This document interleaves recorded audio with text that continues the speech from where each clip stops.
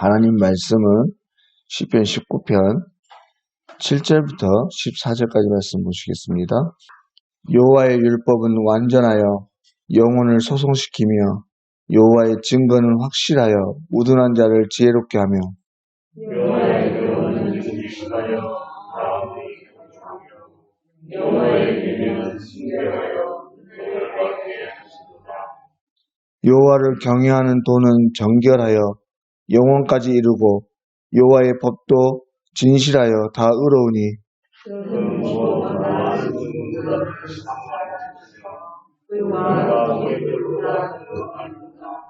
또 주의 종이 이것으로 경고를 받고 이것을 지킴으로 상이 크니이다.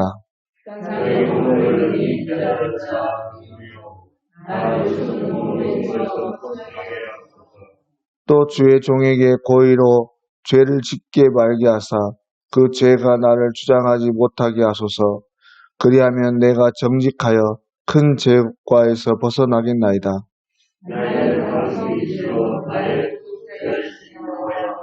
내 입의 말과 마음의 묵상이 주님 앞에 연락되기를 원하나이다. 아멘. 어제 편 19편의 전반부 말씀에 만물이 하나님을 찬양하고 있다 이렇게 말씀을 살펴보았습니다. 오늘 말씀은 두 번째로 후반부 율법을 통해서 하나님을 찬양하는 그런 말씀들이 기록되어 있습니다. 여러분, 하나님께서 이 세상에 자신을 나타내시는 방법에 대해서 성경은 두 가지를 얘기합니다. 그것을 계시라고 말하는데 그것은 두 가지로 구분될 수 있습니다. 그래서 일반 계시와 특별 계시로 구분할 수 있는데 어제 살펴보았던 것처럼 자연을 통해서 또 사람의 양심을 통해서 나타내시는 것을 일반 계시, 또 율법을 통해 말씀을 통해 나타내시는 것을 특별 계시 이렇게 부릅니다. 그런데 이 자연을 통한 일반 계시는 하나님의 위대하심, 창조하심을 보여주긴 하지만 하나님이 이 인간을 향하시는 하나님의 뜻과 마음을 온전하게 보여주지는 못합니다. 그래서 하나님의 마음과 생각을 우리에게 가르쳐 주시기 위해서 하나님은 이 기록된 말씀, 성경을 통해서 특별한 계시를 주신 것이죠. 바로 오늘 다윗이 노래하고 있는 것은 뭐냐면 그 특별 계시로 말씀 속에서 계시된 하나님을 노래하고 있는 것입니다.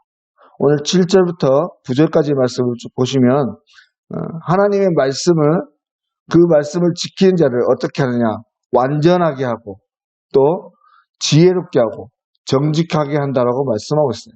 또 뿐만 아니라 순결하기도 하고 정결하기도 하고 의롭게 하는 것이죠.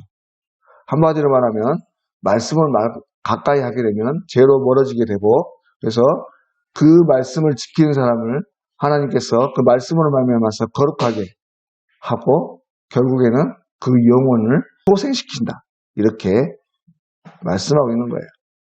특별히 오늘 7절 말씀 보시면 여호와의 율법은 완전하여 영혼을 소송시키며 이렇게 말씀하고 있는데, 여러분 이 소송이라는 이 말은 소생이라는 말과 비슷한 말인데 히브리어 원어로 말하게 되면 숨을 쉰다, 또 산다, 회복한다, 치료하다라는 뜻을 가지고 있습니다. 그래서 이 영혼을 소송시킨다는 말은 우리의 쇠약한 영혼에 활력을 주고 생명을 회복시켜준다 이렇게 해석할 수 있겠습니다. 여러분, 전에도 말씀드렸지만 우리 인간은 이 보이는 육체가 전부가 아닙니다. 육체와 영혼으로 이렇게 구성되어 있죠. 하나님께서 최초에 사람을 창조하실 때 흙으로 육체를 만드시고 그 코에 생기를 부어 넣어 주셨어요. 그래서 살아있는 영, 생명이 된 것이죠. 그래서 인간이 건강한 몸으로 살아가려면 물론 육체 건강을 위해서 운동도 하고 또 식단도 잘 관리하고 여러 가지 해야겠지만 더 중요한 것은 그 영혼을 잘 관리해야 돼요. 그 영혼 안에 하나님의 영적인 에너지가 충만해야만이 우리의 영혼도 건강하고 우리 육체도 건강하게 살아갈 수 있다는 것입니다. 그래서 요한3서 말씀 보시면 사랑하는 자야 내 영혼이 잘됨과 같이 내 범사가 잘되고 강건하기를 강구한다 이렇게 말씀하고 있어요. 내 영혼이 먼저입니다. 내 영혼이 잘되고 강건해야 우리의 범사와 육체가 강건할 수 있는 거예요.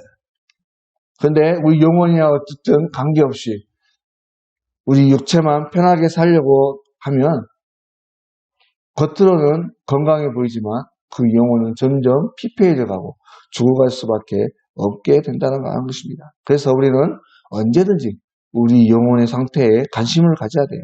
그래서 우리 영혼이 힘을 얻게 애쓰고 노력해야 한다고 하는 것입니다. 그러면 우리의 영혼이 강건하기 위해서 우리가 애쓰고 노력해야 될 게 무엇인가? 하나님의 말씀을 가까이 하고 하나님과 말씀을 통해서 영적 경험을 해야 된다고 하는 것이죠. 그래서 우리가 이 말씀을 가까이 하기 위해서 우리가 참 애쓰고 노력해야 되는 것이 무엇이냐? 그 말씀을 먼저 먹고 싶어져야 됩니다. 무엇이든요, 자신이 먹고 싶지 않으면 아무리 진수성찬이 차려져 있어도 절대 그것이 입으로 들어가지 않습니다. 내 마음에 내 몸이 먹고 싶어져야 되는 거예요. 우리 말씀도 마찬가지라고 하는 것이죠. 우리의 말씀이 우리의 영혼을 살리고 우리의 삶을 더욱 영화롭게 할 수 있음에도 불구하고 하나님과의 깊은 교제를 할 수 있는 아주 좋은 도구임에도 불구하고 우리가 그것이 먹고 싶어지지 않으면 아무 소용이 없는 거예요. 그래서 유대인들이 아이들을 교육할 때 그렇게 했다고 합니다. 지금도 그런 사람들이 있다고 해요. 뭐냐면요, 성경에 꿀을 발라놓는데요. 그 어린 시절에, 유치부 그 시절에 하면 성경에 꿀을 발라놓고요, 한 장 한 장 넘길 때마다 꿀을 입에서 맛볼 수 있게 한다고 합니다. 그래서 성경이 이렇게 꿀처럼 단 것이구나 이렇게 가르친다고 하는 것입니다. 사랑하는 여러분, 저와 여러분 또한 하나님의 이 말씀이 꿀송이같이 달아지는 은혜가 있으시길 바랍니다. 하나님의 말씀이 보고 또 보아도 또 보고 싶어지고 그 말씀이 볼 때마다 우리 마음 가운데 감격과 기쁨이 넘치고 감사가 넘치고 이 마음속 깊은 곳에서부터 셈수 없는 감격들이 솟아나는 그런 은혜가 있으시길 바라요. 그 말씀을 통해서 우리의 영혼이 날마다 더 건강해지고 뿐만 아니라 하나님과의 관계도 더 가까워지고 그래서 우리의 삶이 더욱 성숙하고 성장하며 하나님의 은혜로 충만할 수 있는 귀한 은혜가 넘칠 수 있기를 바랍니다. 바라건대 이 하루 그 말씀을 가까이 할 수 있는 복된 하루 되실 수 있기를 바라고 그 은혜로 승리하는 저와 여러분이 되실 수 있기를 바랍니다. 아멘. 기도하시겠습니다. 하나님 아버지 은혜를 감사를 드립니다. 부족하고 연약한 종들을 주의 자녀 삼아주시고 오늘도 주의 말씀을 사모하여서 새벽부터 주의 제단에 나올 수 있도록 인도하심을 참으로 감사합니다.